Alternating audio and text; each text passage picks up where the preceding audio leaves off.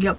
Hi guys, welcome to the Q&A. You guys asked so many good questions. Like, I think there were 30 of them across Instagram and here on YouTube. So I'm gonna be answering all of your questions, and I figured we could do that while I get ready for the day. My name is Tay. I am an indie author full of chaos, and these are my two books, Venture Below and Venture Beyond, just part of a YA fantasy series. I am currently revising and editing the first book I ever published, Venture Below, to come out with the second edition. I am revising and editing that book. I am documenting my experience here on YouTube with daily vlogs. I also have a playlist if you want to go check out the other videos in case you missed them. But today we're going to be answering your questions, and you guys had a lot. Let's get started, shall we? These are all of the questions you guys asked, and I put them in categories: writing, the Venture series, reading, YouTube, life, and travel. So I figured maybe start with life while we're getting ready. The first question is, if you could press a button and instantly become an expert at any skill, what would it be? I'm gonna give more than one answer because I can't decide. The first thing off the top of my head is art, like in general. If I could paint, draw, sculpt, but like I'm capable of doing all of those things. I think every single person is, but to a iconic level, somebody who has been to art, I mean, this is expert level, okay? Like if that could happen, I'd be unstoppable. I would be an unstoppable force. I love art so much, and it's something that I'm not gifted in naturally, you know? It's something I feel like I really have to try for and practice and get better at. I don't know, I think if I could push a button and just be an expert at it, that would be awesome, because I'm a perfectionist. It's really detrimental to my hobbies. Another thing would be speed reading. I feel like I would fly through so many books and be able to read so much, because it really depresses me, the fact that I won't be able to read every single book in the universe in my lifetime, and I don't like to think about it. If I knew how to speed read like an expert, ooh, unstoppable force. And then another thing would be to play the cello. I think the cello is one of the most beautiful instruments ever, and so if I knew how to play that, it'd be over, you know? I know you're half or a quarter Filipino. I want to know what your favorite Filipino food is. Oh, I love this question. Okay, I am a quarter Filipino. My grandma is from the Philippines. All of my extended family is Filipino. I was very much raised Filipino American. I have two favorite foods that I crave so often. One of them being lumpia. They are like tiny, perfect, crispy, delicious little egg rolls, but they're not like egg rolls. I don't know how to describe it. I have more than one. And then adobo, but specifically the kind my grandma used to make. Oh my god, dude. I don't know if it was just the love she put into it, but I stay up dreaming about that adobo. And then also just a classic Spam, eggs, and rice. It like literally reminds me of my mom and my childhood. So a classic. I have been craving lumpia so, like, I can literally imagine myself biting in to a piece of lumpia. Thank you for asking that question. I love that. But next up we have, do you have any tattoos? If so, can you tell us about them? I sure do, babe. I have quite a lot of tattoos, actually, because it's winter, covered head to toe in my long sleeves and stuff. But I have like this whole arm, and it goes up, it's covered. This arm, I have my beautiful snake. I love him so much. I think we named him at one point, but I forgot his name. And then this is actually my dad's handwriting. I have them everywhere. I have one behind my ear. I have them on my fingers. I have one on my collarbone, and I still want more. So yes, I have a lot of tattoos. I've been getting them since I was 17. And yeah, I don't plan on stopping anytime soon. This one though, this snake one, I actually have a vlog all about it. I'll link it for you guys. It was really insane. Like, I almost passed out. It was a whole hot mess. What do you do besides writing? I think y'all work at a campground. So my husband and I also live and travel full-time in an RV. And that is something we've been doing now. I want to say, like, we keep forgetting like how long we've actually been on the road for. I think we're going on 5 years now that we've been full-time. What we do is in the winter time, we will find like a campground or somewhere to work that has full hookups and stuff. So that's like electric, sewer, water, and then just somewhere for us to go in the wintertime so we can stay warm. And then also that helps us replenish our savings. And then the rest of the year, when we're not working or stopping somewhere for the winter, we are traveling the US. So we have been to a ton of beautiful places. I know that the next section is travel, so we will talk about that. But yeah, that's what we do. And then my husband is also a tech consultant, so like audio, visual, video, that type of stuff. So he does that. And then I do YouTube as well, perfect segue to moving into travel. What is it like living on the road? I've always found that lifestyle interesting. Also, which state has been your favorite to visit? Ooh, great question. Great question. What's it like? It's incredible. It is the dream. We are so lucky and blessed. I guess stubborn is one word also to throw in there, that like this is the life we choose. We dreamed of doing this and we just made it happen. Between the two of us and our determination to make this dream our reality, also a huge factor in it is we don't want to be retired when we do this, you know. And so many people, like so many people that are in the older generations tell us, you're doing it right, like if only we'd have done that. Like, I am physically capable of going to see these things or of hiking this place. Oh, well, I'm actually not physically capable of hiking anything right now, but I'm able to like remember these things and like be active. And so again, talk to so many people that are like, oh my gosh, I wish I could do that. And 100%, if you really did want to do it, you could. We do have a travel channel, so if you did want to go subscribe to that, it's called Traveling the Right Way. I was gonna try to revive that in 2025. I think I'll revive it in 2026. If you have any questions, like practical things of how to do this full time, like just ask them over there on like a random video and I'll see that. And then my favorite state that we visited, oh gosh, I really love Montana. I really love Wyoming. I would say Washington or Oregon because we're on the coast and I love the ocean more than anything, but I wouldn't say Washington or Oregon, you know? I'd say California if it wasn't astronomically expensive to go and visit there. I'm from California, so I love that state more than anything, but it's hella expensive, especially when you're in a giant RV and you have to fill up your gas tanks. Do you think you'll ever travel out of the country, i.e. Canada? Yes, we will, definitely. We want to do Alaska at some point in this traveling time of our life. We don't really know when or anything, but I mean, in order to get to Alaska, we got to cut through Canada. Other countries too, like over in Europe or in Asia, like I would love to visit the Philippines. Definitely have aspirations to do more international travel. Favorite place to travel to or settle for a season? Favorite, how did I not say Colorado in my favorite places? I'm also gonna add Colorado in there because I gotta say, when we went to Telluride, I'll put pictures up. Going there in fall, in peak leaves changing season, absolutely insane. I would say that. But for us settling somewhere for a season, I gotta say Wyoming. We were there in between the Grand Teton National Park and Yellowstone. We were like camping in between the two of them for about a month. Will never not be one of my favorite places. And oh my gosh, something about those mountains, dude. I don't know what it is, but there is magic in them. Okay, next all I need to do is put on my lipstick. Thinking for today, we're just gonna go with my neutral one because I still gotta do my hair and stuff, so. Perfect. Now we move on to hair. Also, we need to move on to our new subject. I think we're going to do YouTube as the next section. I'm really thinking about starting a YouTube channel. I have a few failed attempts under my belt and I'm honestly just nervous and scared that no one will want to watch. Do you have any advice or suggestions? Okay. Ooh.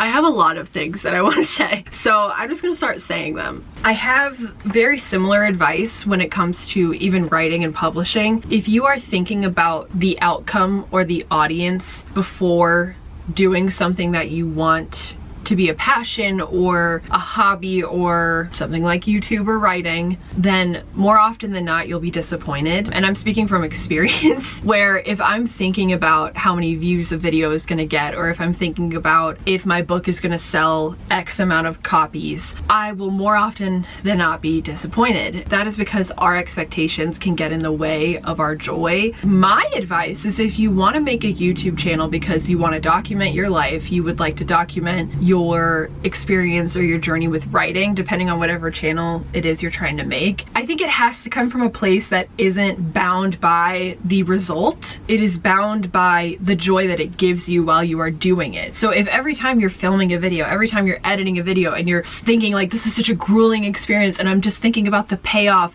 then maybe it's not for you.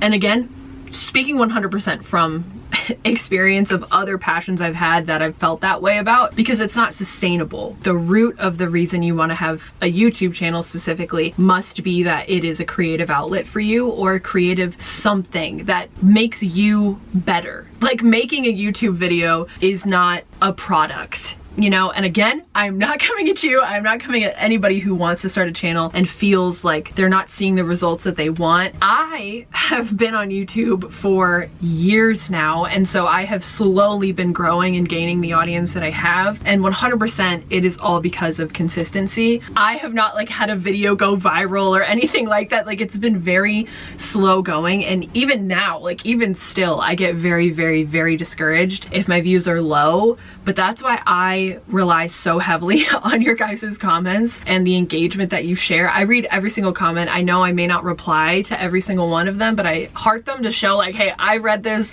I see you, I love you. I may not have the energy to completely respond, but I am here. I wanted to find a community and a space on the internet that I could relate to and that would make me feel less alone, but then also that I could show the world they're not alone in their journeys, and especially with writing a book, because that is such an isolating thing. So that was very long-winded. I had, like I said, I had a lot to say about that subject. There are other questions kind of pertaining to this, so I hope that was helpful. Why did you start a YouTube channel? Love of video as an art form, vlogging, fun, etc. I always think about it, but I don't enjoy video editing, so it seems like not the right choice. As much as I love watching vlogs, curious what drew you in? Love that question. I mean, it goes back to literally when I was a kid, would walk around my house with a video camera. I found a clip of me at a soccer game I was playing where I had a video camera and I was like, welcome to the Taylor Show. 2003 that I was doing that. I had a job where I was video editing and doing a couple different things that taught me Final Cut. I learned more about editing. I learned to be quicker at it, and again, I wanted to document my experience because also that was when me and Trevor like had started full-time traveling, and a big thing was I didn't want to forget. Like, I didn't want to forget the places we went. AuthorTube wasn't even an intentional thing for me. Reading and writing is just a part of my life, and so I started sharing my reading experiences and like, oh, I could like review a book, or I could make a TBR, or I could share like me going book shopping, or I could share me going to a little library. And that's the root of my channel. Like, that's where it all kind of came from. I was like, oh, by the way, I write books. And then it all just happened super organically. I didn't set out to have an author channel. I didn't set out to have a reading channel. And it just kind of developed into that. And I found my community. I just wanted to document my life. And those two things are so prevalent in it that it became what my channel is about. Hopefully that answered your question. I won't lie. I'm just watching the time tick away on my camera. And I'm like, I am talking so long. I literally told myself this was gonna be a shorter video. LOL. I'd love the tea on how you plan out / strategize your content. Also, how do you combat creative burnout between filming, editing videos, and writing? Love you, girly. I love you too. How can I make my answer short when they're such beautifully put, long, exquisite questions, you know? First half of it, how do I strategize my content? I don't. Straight up, I don't. I like to think I'm more organized than I am, but I truly don't. I don't really have a plan, and sometimes that makes me feel ill-equipped or like I'm not doing enough, I'm not succeeding as much as I could be on YouTube because I don't strategize and I don't like map out my thumbnails or like make them super, super good or anything, and I can get really discouraged and in my head about it. But what I do, I have a Notion calendar, and what I'll do is put in the videos that are going to be posted that Saturday. So sometimes I'll think ahead and be like, okay, I know it's been a while since I did a little library video and I really want to go to a little library, so let's do that this weekend or whatever. And then sometimes I get like, I don't want to say burnt out, but I just dry out creatively of whatever video idea I have. So I'm like, I don't know what to do. Like, I could film another day in the life, I could film another TBR video, I could film another whatever, and I just can't think of it, and it gets really discouraging because I feel like I'm not doing enough. Then these daily vlogs came around.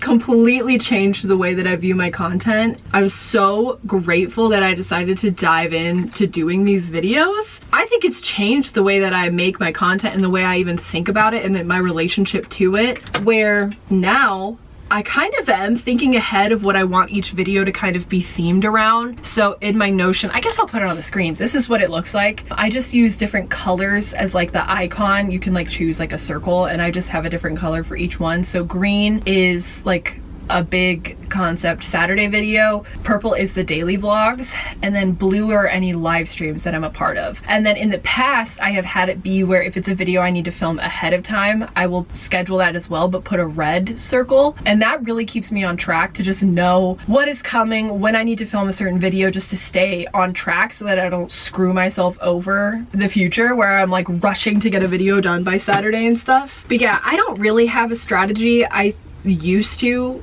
or at least I tried to in the past. It was that expectation thing where I was putting myself in this box and saying, if this doesn't get executed, you're a failure. Like, if this big video idea I have doesn't go viral, then you're a failure. And that was like the thing I was putting on myself. Seriously made me want to quit YouTube, where I was just like, what am I doing? And then I had to remind myself, like I was telling you guys in the first half of this whole topic, of why did I start a YouTube channel? It wasn't for the viral video. It was not for that. What are we doing? That doesn't equate the worth. It is not a part of the equation. How to not get burnt out? To be honest, I don't know. I've mentioned this before in my imposter syndrome video, but you also need to treat yourself like a friend. And so if your friend was coming to you saying, hey, I'm feeling really exhausted, I'm not being passionate anymore about YouTube, or I want to spend more time on my writing. Oh, can you hear my nose? What would you tell them? What would you tell your friend? You would probably tell them to take a break, to take a step back, to find balance, even if it's really sitting down and coming up with a routine, with a schedule. Or maybe you're not posting a video every week, maybe you're posting one once a month. Be realistic about it, and then once you can have that set in stone, then you can start dreaming up adding more videos or whatever it may be, and like adding in that next step. But I think you also need to prioritize a list of things, like what comes first. Is it content creation or is it writing? And that's like, literally there is no right or wrong answer. It's whatever it is for you personally. Like, maybe have something where every start of the week you sit down and you're like, okay, how can I prioritize the first thing on my list? How can I make this the most important thing? And what can I do this week to make sure those things get done, you know? That's about all I have for that. Taylor, this video is gonna take so long to edit. It's gotta go up tomorrow. Okay, the next subject is reading, which I'm gonna try to fly through this subject. I was supposed to fly through all the other subjects, but here we are. What makes a book stand out to you? What differentiates a good book from a great book from a wow? How do I make that answer short? When I think about all of my favorite books, they tend to be more dense, I would say, and very character driven, but also prose. Like, just beautiful, could have been ripped out of a poetry book type level prose. I think books that aren't afraid to look really difficult subject matter in the eyes. I think books that kind of stray away from really truly being human are books that I'm not really drawn to. Just personally, I like something with more like hard-hitting topics, more in-depth analysis of humanity and what it means to be human. I'm a big mood reader, so I don't really have like a straight up answer for that. I'm so sorry. But it's just a feeling. You know, I think us as readers and writers know what we are pulled towards. That's the only answer I have. Next question is, what is your favorite thriller? Okay, my favorite thriller is a book I'm not sure anybody has really seen or heard of, but I can't be for certain. I can't be for certain. Oh God, Taylor, what are we doing? I can't be for certain or for sure. That was what happened. I mixed those words together. The group chat is blowing up right now. But it is a book called The Twilight Wife. I found this at a thrift store and I read it for a 24-hour fall reading challenge last year, and wow, blew my socks off. Is it predictable?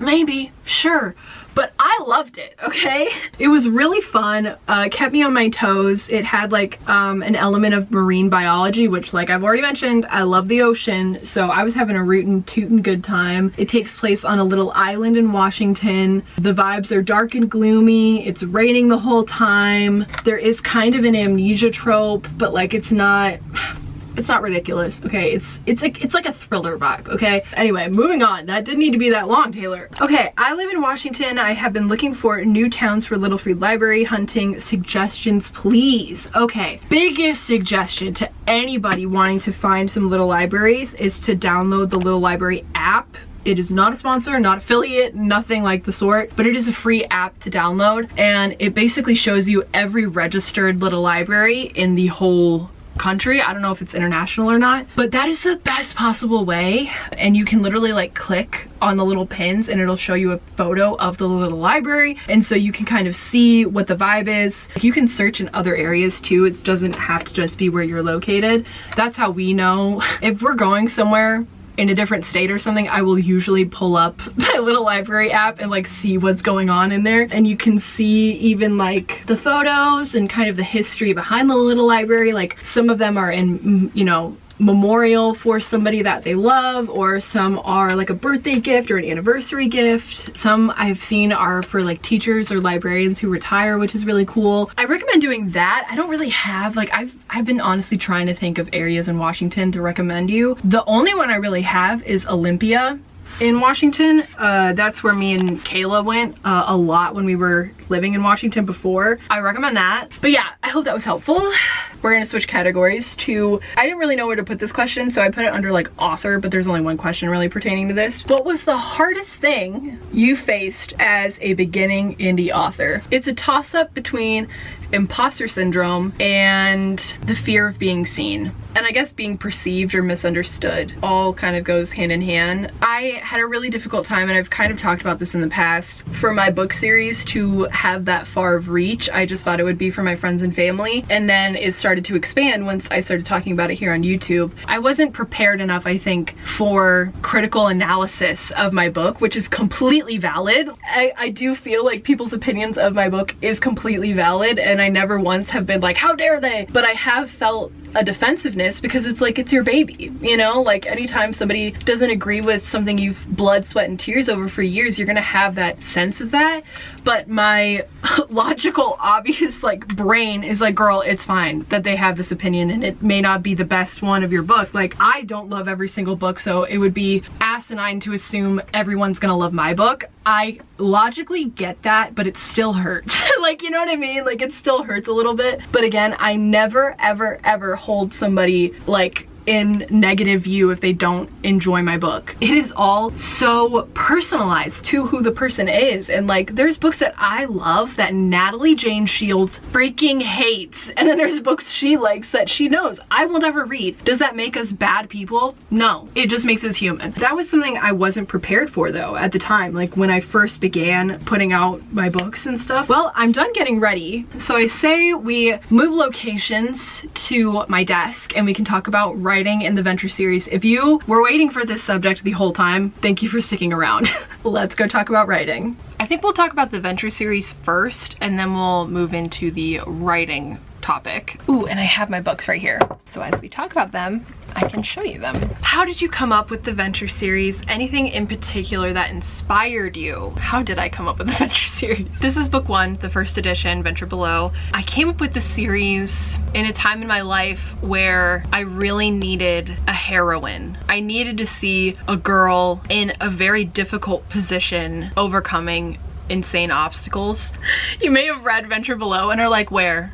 Where does that happen to? At the time, it was a singular story, okay? When I was in 8th grade and I had written this, it had all that goes on in the series crammed into one, even smaller than this book. I really truly just needed to see that. I don't know if there really is just like one thing that inspired me to write this story. I think it was a lot of things and a lot of elements from books that I had read, and character tropes and things like that that I was really drawn to at the time that kind of led me to the story. Plans for second editions of any of the other books, and then the question right after that is, are you going to have to rewrite book 2 because you edited book 1? The answer is no. I am not going to have to rewrite this or come out with a second edition or anything like that. After I finished the second edition's like first draft, I handed it off to Natalie, Kayla, and Evelyn, and while they were reading that, I reread Venture Beyond. I feel like the writing is closer to how I write now, like in terms of prose and things like that, but then also I was very specific about making sure whatever changes I made to this book do not affect this one. Anything my characters were saying, anything that I had maybe changed in this first draft, I was jotting down and being like, hey, because of what we'd said in this book, we can't change that in this one. And so I was being very specific because, again, I'm not really changing what happens in this book, I'm changing how we get there and the character arcs and like making sure the pacing is better. That's like a big thing with this. And then also the writing is completely different. I would like to say better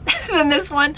At least I hope so. That's the whole point of this. So yeah, I do not have to come out with the second edition of this one. There's a tiny little but in there. I do want to include a map, acknowledgements, some more inside content for this, and that is going to also include adding those things to this book as well. So when I do come out with the second edition of this, I will be adding in like the map, acknowledgements, etc. to this book, so then that way it's just more cohesive across the two of them. But I'm not going to change like the cover or anything. I think on this one I'm going to add like second edition below this, below the below, for that copy, so then that way the people who do have them can differentiate between them. I am reading the Venture series regardless, but should I wait for the revised version of it? I don't want to say like a straight up yes or no. I don't know. I very much so can get in my head about like, I don't want you to like waste your money on 2 books of mine, but I understand like I very much want to support indie authors that I really love. I'm very torn when it comes to this question specifically, because I know the version of me that wrote this at the time did her absolute best, and I don't ever want to discredit her for that courage it took to put this book out. But at the same time, I mentioned it when I was talking about why I'm making a second edition, I do feel kind of this weight with it because I know it's not my best. So anytime it comes to people spending their money on me, I feel very, I don't want to say uncomfortable, but it just, I don't know. So I think if you want to read it, you can. Obviously, like it's totally up to you. It is also on Kindle Unlimited, so if you do have that subscription, then you can find it there. I'm hopefully gonna come out with the second edition within the first 2 months of next year. If you waited just a few more months, then you could have that second edition, but it all just depends on you. I mean, for anybody asking the same thing and kind of wondering what you should do, I don't know. I don't really have an answer. I don't really want to say like, yes, please wait, do not read this right now, because then that discredits the past version of me who put this out there. And there are people who really love this current edition. I don't want to say like they're wrong for liking it, because they're not. Like if they like this story, then I'm really glad and of course ecstatic that they love this, because I hope that means they will love the second edition even more. The thing I'm trying to do is make everything stronger and more fluid and consistent as an overall story. So sorry that question is very hard for me to answer, but I hope I answered it. The next 2 questions are about book 3. Do you have a publishing plan for book 3? So we have Venture Below, Venture Beyond, and the 3rd book is Venture Alone. No, this is not the cover. This is the placeholder for the cover, because your girl still hasn't finalized that and I don't want to talk about it. I feel so much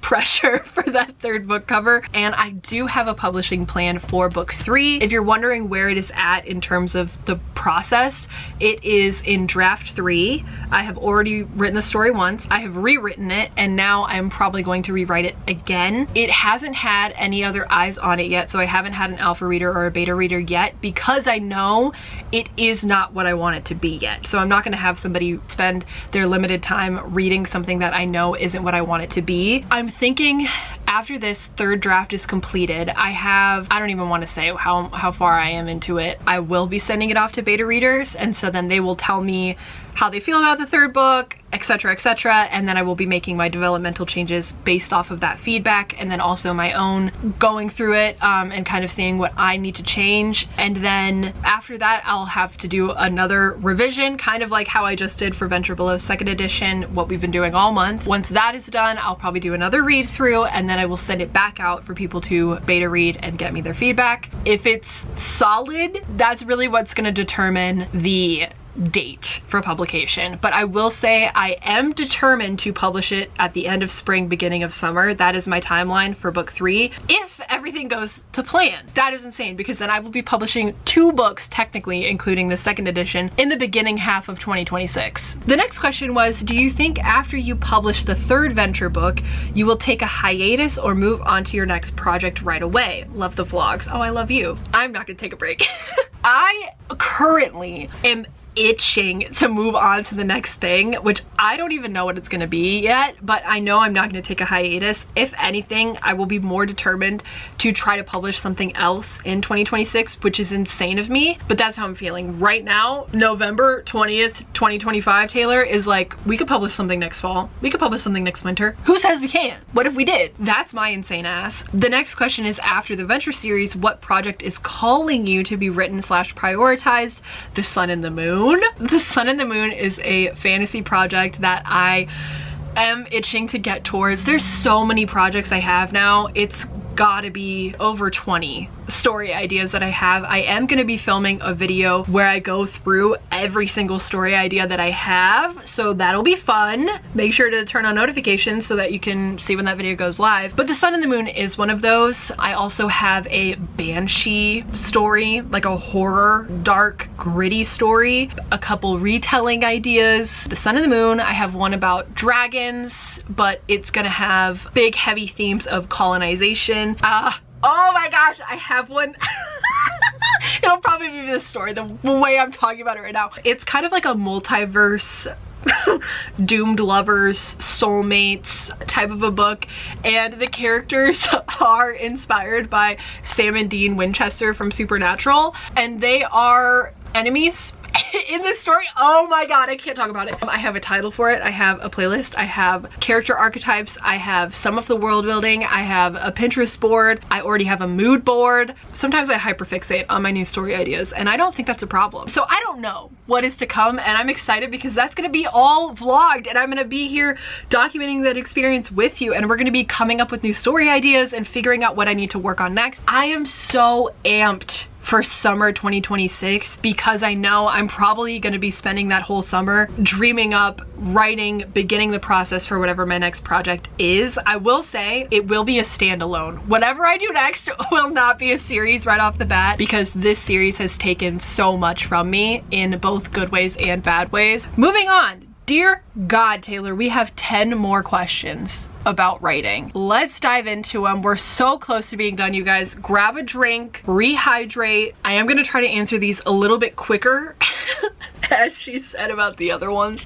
Oh God. What made you go into being an author/writer? What are your tips to making drafting a faster process? So in awe of your pace, girlfriend. So to answer that first question, I would say the amount of fulfillment and joy that I felt when I watched my friends read my stories is honestly an irreplaceable experience. Seeing the emotions that it elicits in them, like I don't know if there's a better high than I have ever felt in my life than watching somebody read my story and be so excited and so enthralled and compelled by what I have written. Like that, it will never not amaze me. And also I just have so many worlds and characters and stories living inside of me that it's almost like I have no choice but to write them. You know what I mean? Like I think even if I wanted to, no matter what path my life would have gone down, it would have led me here. And that's such a beautiful thing. What are your tips to making drafting a faster process? So in awe of your pace. Let me just start by saying I was not always this fast-paced when it comes to my writing. I spent 3 years in the damn trenches with this stupid book. It took so much for me to get to the place that I am in now with my pacing. I think that's a huge piece of advice, is to not compare yourself to other people, which is so much easier said than done. I get it. I get it. Trust me, I get it. And when I was writing this, I could not see the light at the end of the tunnel. Like I really couldn't. I could not see myself finishing this book. I could not see me publishing this. I almost took this one off of Amazon and just completely pretended like I didn't publish it and that I didn't try to pursue being an author. That was a huge thing I was struggling with when I was writing this book. Don't compare yourself to me. I had to fight tooth and nail to get to the place that I am in now. I would say the lesson that I learned from my experience is that you have to lessen the pressure on your first draft. Like that's the key thing that I learned when I was going through this in the trenches, was like I was putting so much weight on every single word, every single sentence that I wrote. I couldn't produce it. Like I literally could not write because in my head I said this has to be perfect, this has to be great, I have to publish this then. I was thinking of the reader, I didn't want to disappoint them, I didn't want to disappoint myself. I told myself I would publish it. Like it would just spiral me out of control thinking about holding this right now. If I can't push through to get the first draft out on paper, I will never have this. Ever. And so I lessened the weight of the first draft, I lessened the weight of the second draft, and I think you have to find what works for you on the current path you're in life, but then also where you're at in your story itself. If your story needs extra massaging, if your story needs extra work, it's not extra. You know what I mean? Like that's just the path that that story needs to go down. As long as you are trying, as long as you are putting in the effort as much as you can and as much as life allows you, you're doing a great job. Period. You are not told that enough. I think we don't tell ourselves that enough. So after every time you sit down to work on your story, you have to say, I did that, and be really, really proud of whatever progress you made, even if it was changing one sentence, even if it was writing one paragraph, whatever it is, that's more than you would have had before you sat down. Start celebrating your small wins as much as you do the big ones. Moving on, because dear God, that was only question 1. How did you get into writing in the first place? Did you have a lull, or have you been writing ever since? First started writing when I was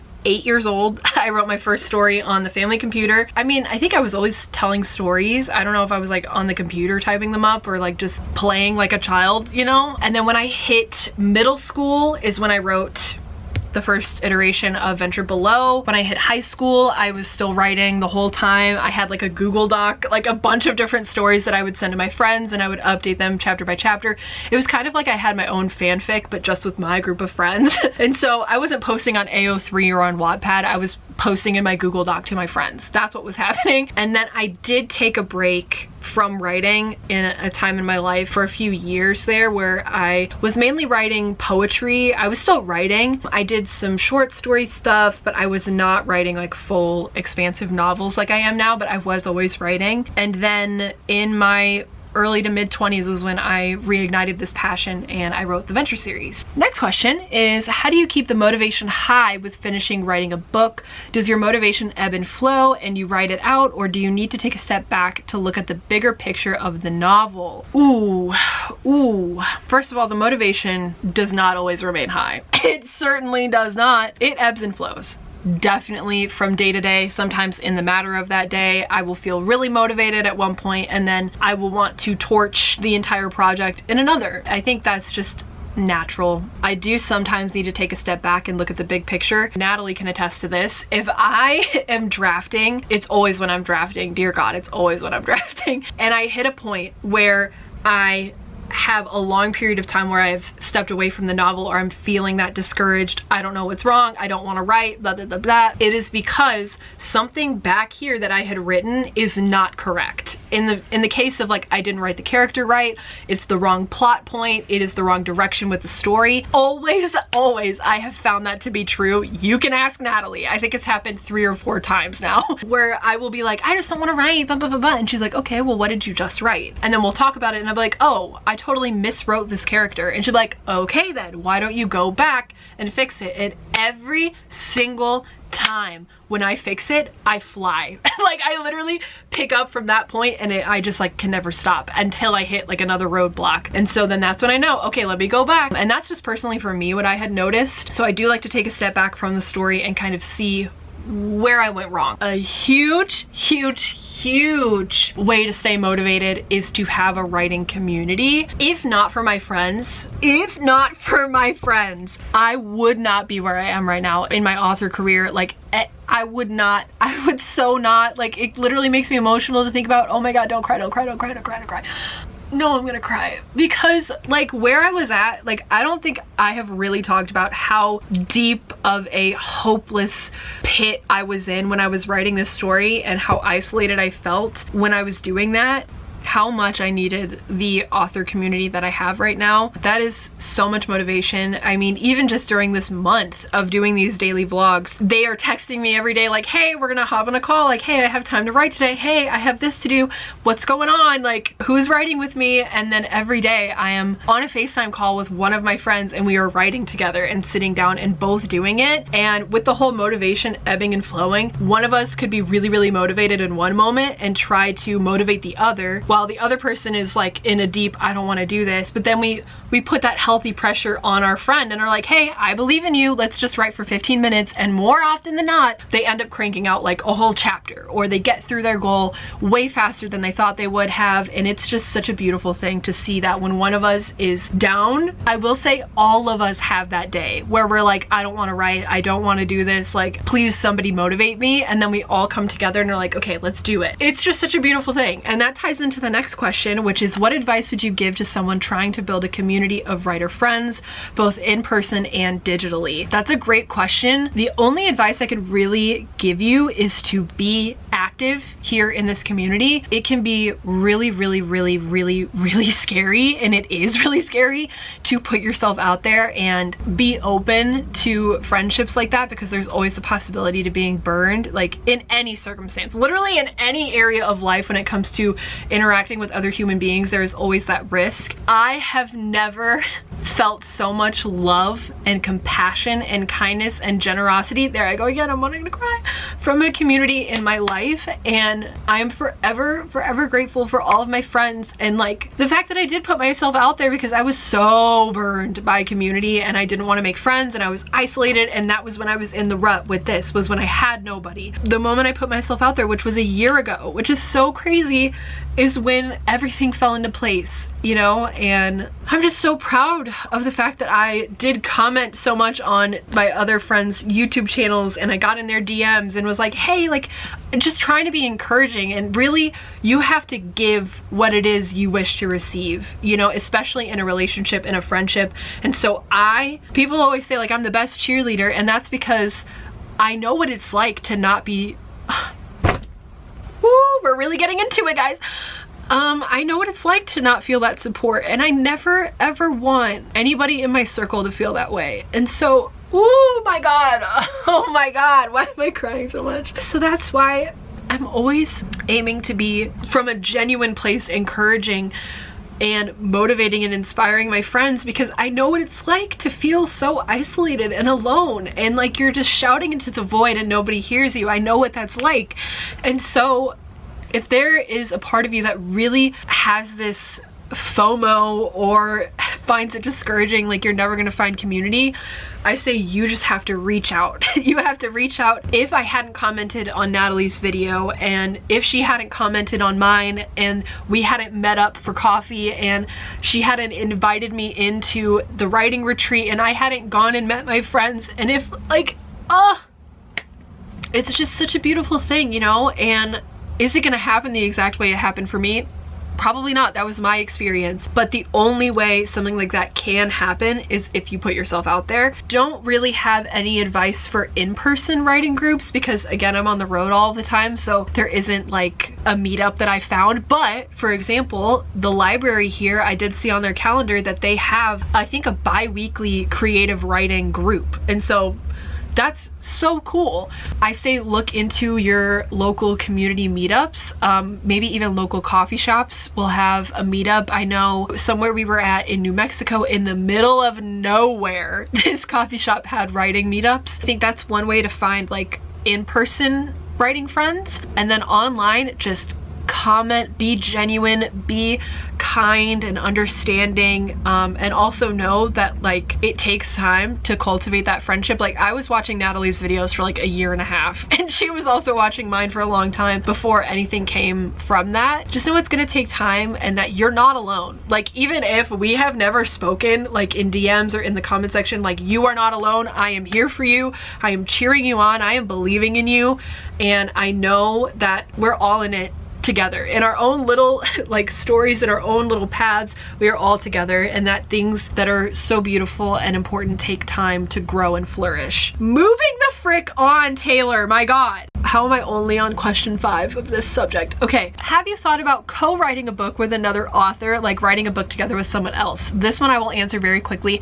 yes. It ties into the community question, because it is somebody I met from that community, and you may or may not know who she is. We may or may not have already come up with an author name, and we may or may not already be brainstorming a couple different projects together. Besides sitting down and writing, how do you practice / improve your writing craft? Any advice for writers like me who are still trying to find their narrative voice? Okay, besides writing, there are a couple different lecture series that you can watch. I know a lot of people love Brandon Sanderson's. I watched his first one that he ever did, and that is what kicked me in the butt and inspired me to finish and publish this book. If that says anything, I would check that out. Also, there are a couple different books on writing. I'm just gonna put a couple up on the screen, so then that way you can screenshot this. These are great resources. I really like writing down the bones. AuthorTube is a great resource. You can literally Google probably anything you are trying to get better at, like narrative voice, creating characters, brainstorming, and you'll probably find a video on it. I know you said aside from writing, but I will say the only way to truly find your specific narrative voice is to practice writing. That could be different writing exercises, that could be using a prompt, that could be doing a thing that Natalie inspired me to do. She recommended writing out all the characters from my book, the places from my book, and then also things that are in my world, and then picking random numbers to determine those things. So it's like, I'll get this character, this place, and this thing, and I'll have to write a scene with that. And will that ever see the light of day? Maybe not. But it got me inspired, and I was finding the voice of the character even. So I know you said aside from writing, but I am gonna say you should probably be writing.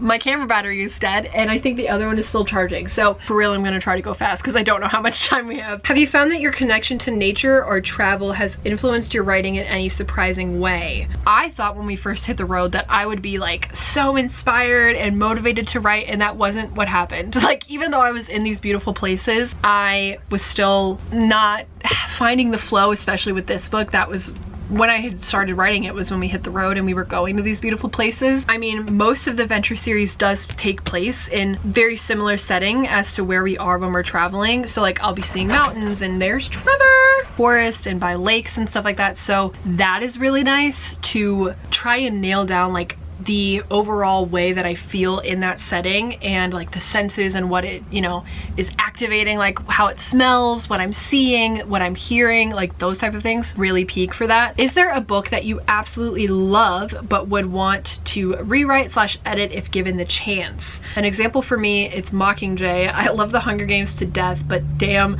there are some things that didn't need to happen. I'm trying to think of books that I've read and I can't think of a single one. Wasn't there stuff in Eden that you were like, East of Eden? I feel like all the time you're like, man, I just feel like we just need to get to the stuff now. Like, okay, that was something that kind of pissed me off in the middle of East of Eden specifically. There's just this whole section where they're talking about like baby names, and it just took so long. I was like, oh my god, move on. But that's a hard thing. I don't know if I would rewrite or edit any of that stuff, because I think in one way or another it adds to the story overall. Maybe Breaking Dawn or Eclipse, maybe. One of those two, probably. The Loch Ness Monster line, I think I would edit out, but it made it iconic, so maybe not. Next up is, who are some of your favorite characters you've created and why? Okay, in terms of this, I gotta say Leo, my main character, I love him so much. And then also Captain Rolfe, who is like a quirky, very much a pirate, like I love him so much. And then probably Riley, who is the main character of this book. She just is an angsty teen who is emotionally upset and angry at the world, and I love her for that. The last question we have is, I am a new writer, new to the community, and I was wondering, what's your favorite book of your series? Thank you, you always make me smile. Oh, that's really cute. I mean, if you had asked me this a few months ago, I probably would have said Venture Beyond, the second book, because I really do love Riley, and there's just some stuff that goes on in that book that I really love, especially between her and the love interest in that story. But I think in making this second edition, it has really given me a new appreciation and love for this first book, and the arc and the pacing, especially the slow burn that I put into this when it comes to Leo and Adelaide. Oh my god. So I think I'm gonna have to say this one. When I have the third book completed, it'll probably be the third book, because that one's gonna hurt so bad in the best way possible. Oh my god, how long is this video? Way too long, that's what I know. If you stuck around this far, put a teddy bear emotion. I've been talking for too long. Put a teddy bear emoji for no reason other than that's just what came to mind just now, and give this video a like if you liked it.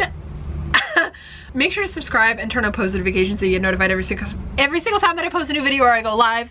I can't believe I messed that up. I never mess that up. If you want to be a member to get access to these videos before anybody else does, you also are able to view some archived videos that the rest of the world will never see again. And also we have a weekly Yap session where we just talk and hang out for 45 minutes. It's a little live stream that is super duper fun. Thank you so much for joining me, and I will see you tomorrow. Bye!